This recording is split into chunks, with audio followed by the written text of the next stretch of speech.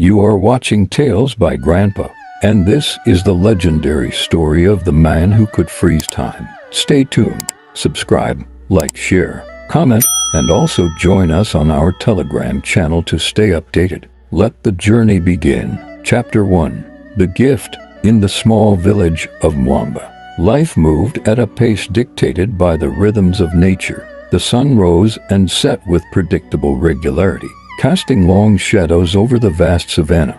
The villagers lived simple lives, tending to their crops and animals, and gathering around the central fire in the evenings to share stories and wisdom passed down through generations. Among them was a young man named Kofi, known for his curiosity and adventurous spirit. Kofi often wandered far from the village, exploring the nearby forests and hills. He was a keen observer of nature, always fascinated by the intricate patterns in the bark of trees, the songs of birds, and the flow of rivers. Yet, despite his love for the natural world, Kofi felt a deep yearning for something more, desire for adventure, and a thirst for knowledge that could not be quenched by the confines of his village. One day, while exploring a dense forest he had never ventured into before, Kofi stumbled upon a clearing he had never seen. At its center stood a majestic baobab tree,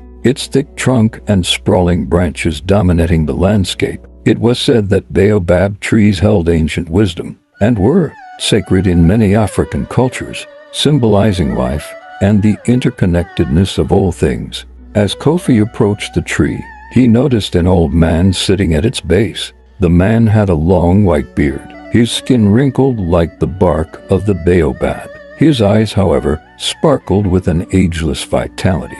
"Greetings, young one," the old man said, his voice like the rustle of leaves in a gentle breeze. "I have been expecting you." Kofi was taken aback. "Expecting me? How could you know I would come?" The old man smiled. "There are many things in this world that cannot be explained by mere words. Sit with me, and I will share a story." Kofi sat down, feeling a strange sense of calm wash over him. The old man began to speak, weaving a tale of ancient times when the world was young and full of magic. He spoke of great warriors, wise healers, and powerful shamans who could bend the elements to their will. Kofi listened, captivated by the vivid imagery and the sense of wonder that filled the old man's words. As the sun began to set, the old man leaned closer and whispered, "I have a gift for you, Kofi. It is a gift that has been passed down through the ages, a gift of great power and responsibility." He handed Kofi a small, intricately carved wooden pendant. "This pendant holds the ability to freeze time, but be warned, its power must be used wisely, for it can bring both great fortune and great peril." Kofi stared at the pendant, his heart pounding with a mixture of excitement and fear. "How do I use it?" he asked. The old man placed a hand on Kofi's shoulder. "You will know when the time is right. Remember, the true measure of a man is not in the power he holds, but in how he chooses to wield it." With that, the old man vanished, leaving Kofi alone in the clearing. The sun had set, and the first stars were beginning to twinkle in the night sky. Kofi clutched the pendant tightly, feeling its weight and the immense responsibility that came with it. As he made his way back to the village, Kofi's mind raced with possibilities. He thought of all the ways he could use the pendant to help his family, to protect his village, to explore the farthest reaches of the world. But beneath his excitement lay a flicker of doubt. Would he have the wisdom to use the pendant wisely, as the old man had warned? The days that followed were filled with a sense of anticipation. Kofi went about his usual tasks, but his mind was constantly drawn to the pendant hidden beneath his shirt. He wondered when he would need to use it and what challenges lay ahead. Little did he know that his first test would come sooner than he expected, and that the fate of his village and perhaps the entire world would rest in his hands. Chapter 2. The First Trial. The morning sun rose over Mwamba, casting a golden hue over the village and the surrounding savanna. Kofi awoke with a sense of purpose, his thoughts still lingering on the old man's words and the powerful gift now hanging around his neck. He went about his daily routine, but his mind was restless, constantly drawn to the pendant and the promise of its power. The village was abuzz with preparations for the annual harvest festival, a time of celebration and gratitude for the bountiful crops. Kofi's family, like all the others, was busy with the final tasks of harvesting and preparing food for the feast. As he worked alongside his father, Kofi's thoughts were interrupted by the sound of hurried footsteps and raised voices. Kofi, his friend Quain, came running towards him, breathless and wide-eyed with fear. "You must come quickly, there's trouble at the river." Kofi's heart skipped a beat. The river was the lifeblood of the village, providing water for their crops and animals. Without it, their survival would be at risk. He dropped his tools and followed Quain, racing through the fields and into the dense forest that led to the riverbank. When they arrived, Kofi saw a crowd of villagers gathered, their faces etched with worrying and confusion. The river, usually a steady and reliable flow, had slowed to a mere trickle. The once clear water was now murky and filled with debris. "What has happened?" Kofi asked, pushing his way through the crowd to the front. An elderly woman named Nanaya, known for her wisdom and deep connection to the land, stepped forward. "The river spirit is angry," she said gravely. "Something has disturbed the balance, and now the river is drying up." The villagers murmured in fear, their eyes searching for answers. Kofi felt a surge of determination. This was his chance to use the pendant's power for the first time. He reached beneath his shirt and grasped the wooden pendant, feeling its warmth against his skin. "I will go to the source of the river and find out what is causing this," Kofi announced, his voice steady despite the nervous flutter in his stomach. Nanaya nodded. "Be careful, Kofi. The journey is dangerous, and the spirits do not take kindly to intruders." With a final look at his friends and family, Kofi set off into the forest, following the winding path that led to the river's source. The air grew cooler as he climbed higher, the dense canopy blocking out the sunlight. The sounds of the village faded away, replaced by the rustle of leaves and the distant call of birds. As he neared the source, Kofi saw a strange sight. The once lush vegetation was withering, and the ground was cracked and dry. In the center of the clearing stood a figure, a tall, imposing man with dark, piercing eyes and a mane of wild hair. "Who are you?" Kofi demanded, stepping forward cautiously. The man turned, his eyes narrowing as he looked at Kofi. "I am Naim, guardian of the river, and you are trespassing on sacred ground." Kofi felt a chill run down his spine. He knew of Naim, a powerful spirit known for his unpredictable nature. "I mean no harm," Kofi said, trying to keep his voice calm. "But the river is drying up, and my village is in danger. I need to know what has caused this." Naim's eyes flashed with anger. "The balance has been disrupted," he growled. "Someone has stolen the sacred stone that maintains the river's flow. Without it, the river will die." Kofi's heart sank. "Where is the stone?" Naim pointed to a dark cave at the edge of the clearing. "It was taken by a greedy merchant named Badu who seeks to use its power for his own gain. He hides in that cave, guarded by his henchmen." Kofi nodded, his resolve hardening. "I will retrieve the stone and restore the balance." As he approached the cave, Kofi felt a strange sensation. Time seemed to slow, the world around him becoming eerily silent. He realized that this was the moment to use the pendant's power. Taking a deep breath, he grasped the pendant and whispered the words the old man had taught him. Instantly, the world froze. The rustling leaves, the distant birds, even the air itself seemed to stand still. Kofi moved forward, feeling a strange sense of disconnection from reality. He entered the cave, carefully navigating the dark, narrow passageways until he reached a large chamber. There, he saw Badu, a portly man with a greedy gleam in his eyes clutching the sacred stone. His henchmen, frozen in time, stood around him, their expressions twisted in mid-laughter. Kofi approached Badu and carefully pried the stone from his grasp. As soon as it was in his hands, he felt a surge of energy. He turned and made his way back through the cave, out into the clearing where Naim awaited. Releasing the pendant, time resumed its normal flow. Naim's eyes widened in surprise as he saw the stone in Kofi's hands. "You have done well, young one," he said, his voice filled with respect. "The river will flow again, thanks to your bravery." Kofi smiled, relief washing over him.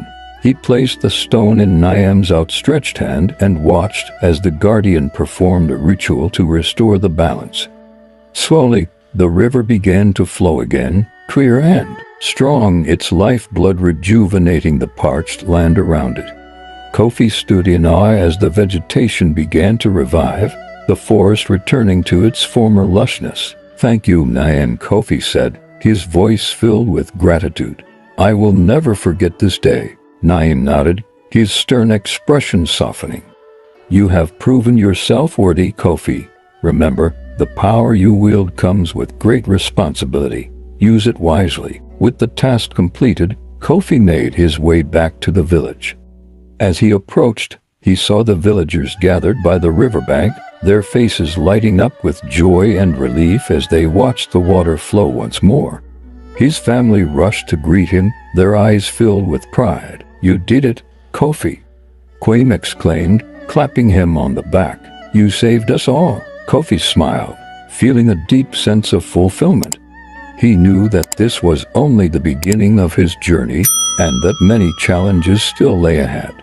But for now he was content to bask in the warmth of his village's gratitude. As the sun set, casting a golden glow over Mwamba, the villagers gathered around the central fire to celebrate the harvest festival. Kofi sat with his family, the pendant still hanging around his neck, a constant reminder of the power and responsibility he carried. He listened to the elders' stories, feeling a newfound sense of connection to his heritage and the ancient wisdom that flowed through his blood. In the days that followed, life in Mwamba returned to its usual rhythm. The villagers tended to their crops and animals, and the river continued to flow, its waters bringing life and prosperity to the land. But Kofi knew that his adventure was far from over. The old man's words echoed in his mind, reminding him that the true measure of a man was not in the power he held, but in how he chose to wield it. As the seasons changed, Kofi continued to explore the forests and hills, seeking out new knowledge and honing his skills. He knew that there would be more trials ahead, and that he would need to be prepared for whatever challenges fate had in store. Chapter 3: The Village of Shadows. Several months had passed since Kofi's encounter with Naim and the restoration of the river. Mwamba thrived, its people enjoying the fruits of their labor and the blessings of a bountiful harvest. Yet, despite the peace and prosperity, Kofi remained vigilant, ever aware of the pendant's presence and the responsibility conferred upon him. One evening, as the villagers gathered around the fire to share stories and laughter, a stranger arrived.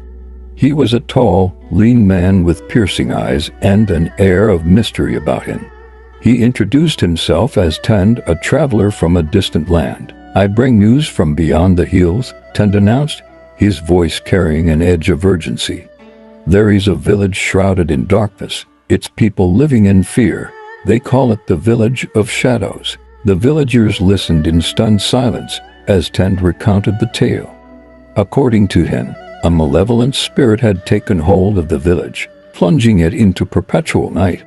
The crops withered, the animals sickened, and the people were stricken with despair. "Many have tried to lift the curse," Tend continued, "but none have succeeded. The spirit is powerful and cunning, and it seems to feed on the fear and suffering of the villagers." Kofi's heart ached for the people of the Village of Shadows. He knew he had to help, but he also felt a pang of fear. This spirit sounded far more formidable than any challenge he had faced before. Yet, he could not ignore the call for help. "I will go," Kofi declared, rising to his feet. "I will find a way to lift the curse and bring light back to the Village of Shadows." The villagers exchanged worried glances, but they did not try to dissuade him. They knew of Kofi's bravery and the power he carried, and they trusted in his ability to overcome even the darkest of challenges. With Tund as his guide, Kofi set out at dawn, following the winding paths that led beyond the familiar hills and into the unknown. The journey was long and arduous, the landscape growing more desolate with each passing day. The air grew colder, and a sense of foreboding hung over the land. At last, they reached the outskirts of the village of shadows. Kofi's heart sank at the sight before him. The village was indeed shrouded in darkness, a thick, unnatural fog enveloping the houses and fields. The few villagers who ventured outside moved like shadows, their faces gaunt and eyes hollow with despair. Kofi approached an elderly man who was tending to a small fire, his hands trembling from the cold.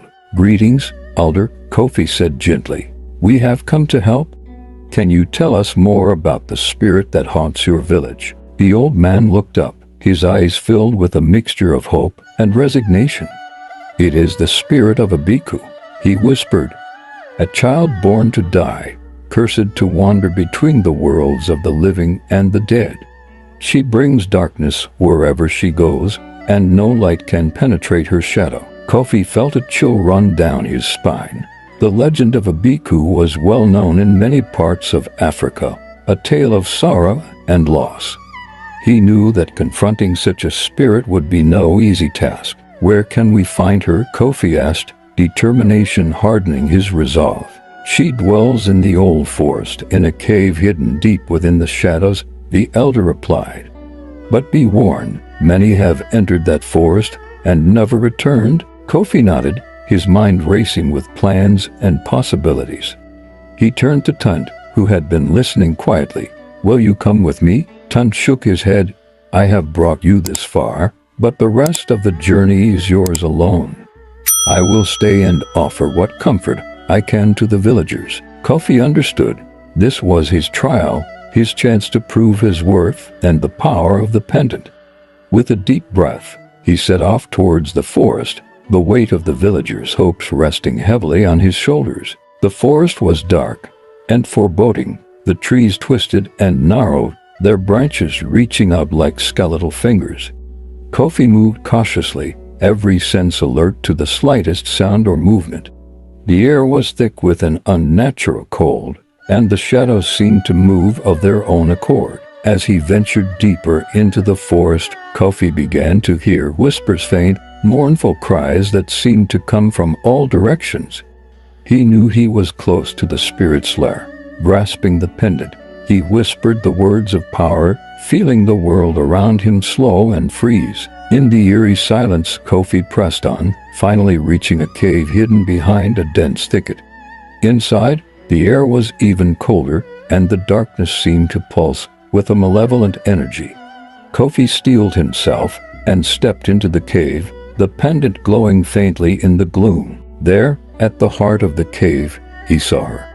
A bhikkhu, the child's spirit, her form both beautiful and terrifying.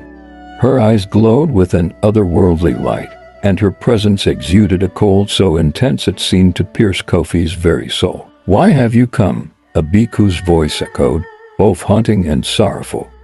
"Do you seek to banish me as others have tried and failed?" Kofi took a deep breath, meeting her gaze.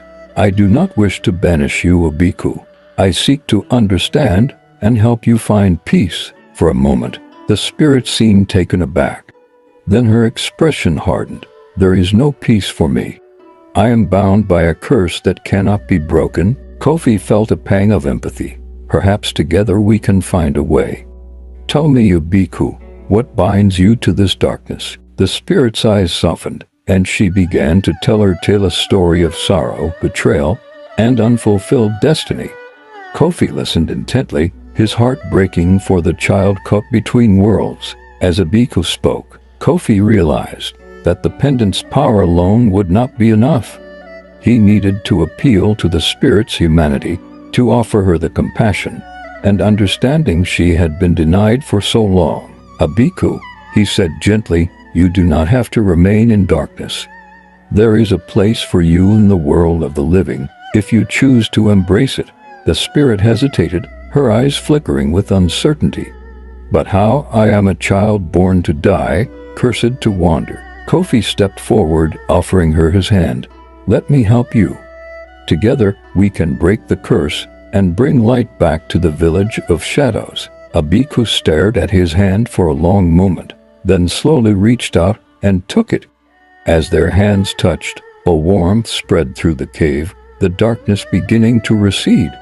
The pendant glowed brighter, its power amplifying the connection between them. In that moment, Kofi understood the true power of the pendant, not just the ability to freeze time, but the capacity to bring about change through compassion and understanding. With the bhikkhu's acceptance, the curse was lifted and the darkness that had plagued the village dissipated. As they emerged from the forest, the first rays of sunlight pierced through the trees, illuminating the path ahead. The villagers gasped in awe and joy, their faces lighting up as the shadows lifted and the warmth of the sun returned. Kofi and a bhikkhu stood together, the spirit now at peace, her form shimmering in the light. Thank you, Kofi, a bhikkhu said softly, her voice filled with a newfound serenity. You have given me what I thought was impossible, peace and acceptance. Kofi smiled, feeling a deep sense of fulfillment. Thank you for trusting me, a bhikkhu. You are free now, and your light will always be a part of this village. With those words, a bhikkhu's form began to fade, her spirit ascending to the realm where she truly belonged. The villagers watched in awe as the last vestiges of darkness were replaced by the brilliance of the morning sun. The elder, who had first spoken to Kofi, approached him, his eyes glistening with tears of gratitude. You have saved us, Kofi. The curse is lifted, and our village will flourish once more. Kofi nodded, feeling the weight of the pendant against his chest. I did not do it alone. It was a bhikkhu's courage to embrace the light that made this possible. We must remember her story and honor her spirit. The village celebrated their newfound freedom with a feast that lasted well into the night. The air was filled with laughter, music, and the joyous chatter of families reunited with hope. Kofi sat with Tund, who had been quietly observing the transformation. You have done something extraordinary, Tund said, his voice filled with admiration. Your journey is far from over, Kofi. There will be more challenges, more darkness to face, but I believe you are ready. Kofi looked out at the villagers, feeling a deep sense of belonging and purpose. I will face whatever comes. Tund, I have learned that true power lies not in strength alone, but in compassion and understanding. As the celebrations continued, Kofi felt a quiet resolve settle within him.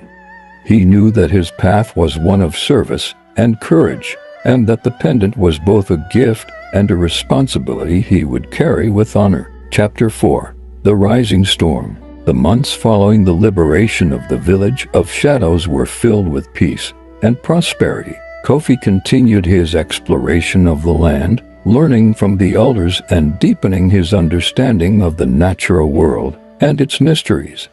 The pendant remained a constant companion, its power a reminder of the responsibilities he bore. One day, as Kofi tended to the fields with his family, a sudden gust of wind swept through the village, carrying with it a sense of unease.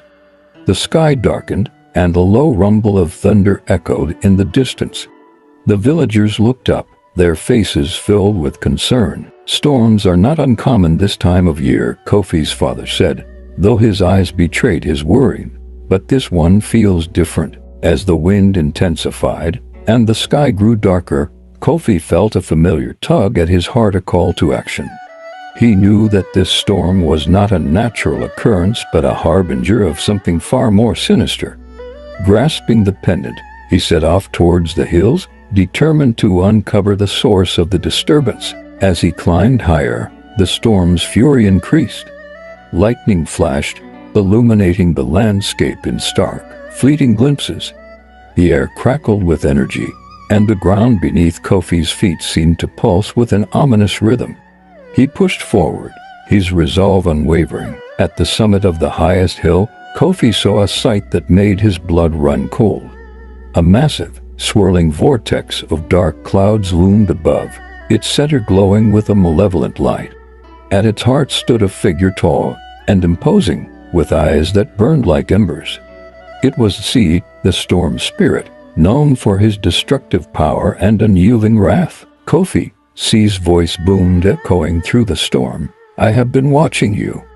Your actions have disturbed the balance, and now you must face the consequences. Kofi squared his shoulders, meeting Sea's fiery gaze.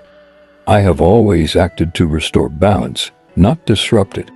Why are you here, Sea? What do you seek? Sea's laughter was like thunder, shaking the very ground.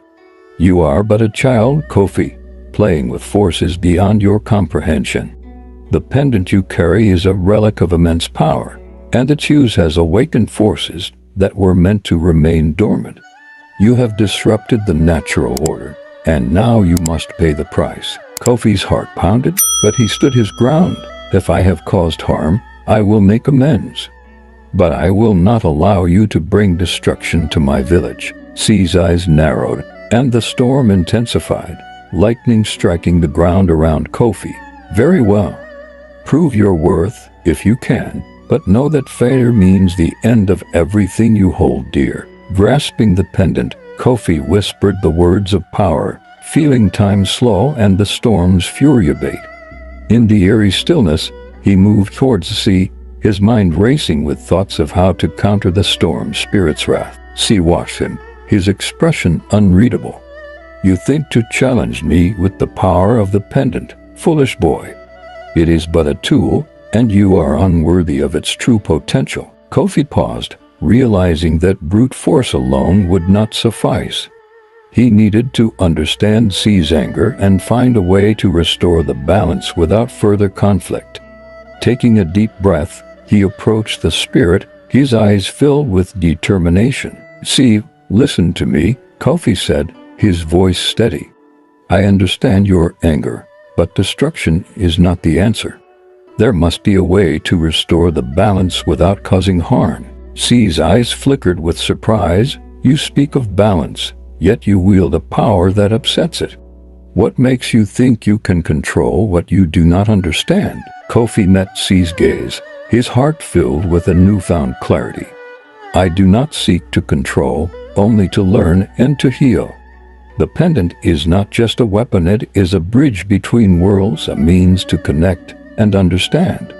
Let us find a way together, Sea, to restore what has been disrupted. For a moment, Sea remained silent, the storm's fury held in check by the force of Kofi's words. Then, slowly, the spirit's eyes softened. You speak with wisdom beyond your years, Kofi. Perhaps there is more to you than I first thought. As Kofi and Sea stood together, the storm began to abate, the dark clouds dispersing and the air growing calm. The pendant glowed warmly, its power resonating with the newfound harmony between them. Sea extended a hand, his expression thoughtful. Very well, Kofi. We will work together to restore the balance. But remember, the path you walk is fraught with challenges. You must remain vigilant and true to your purpose. Kofi nodded, feeling a sense of relief and determination. I will, Sea. Thank you for giving me this chance. With the storm dissipated and the balance restored, Kofi returned to the village, where the villagers greeted him with relief and gratitude. They had witnessed the storm's fury from afar and now rejoiced in the calm that had returned. As the sun set over Mwamba, Kofi stood on the hill overlooking his village, the pendant glowing softly in the twilight. He knew that his journey was far from over, and that many more trials awaited him. But with each challenge, he grew stronger and wiser, guided by the power of the pendant and the strength of his spirit. Kofi's story would become legend, a tale of courage, compassion, and the quest for balance in a world filled with both light and shadow.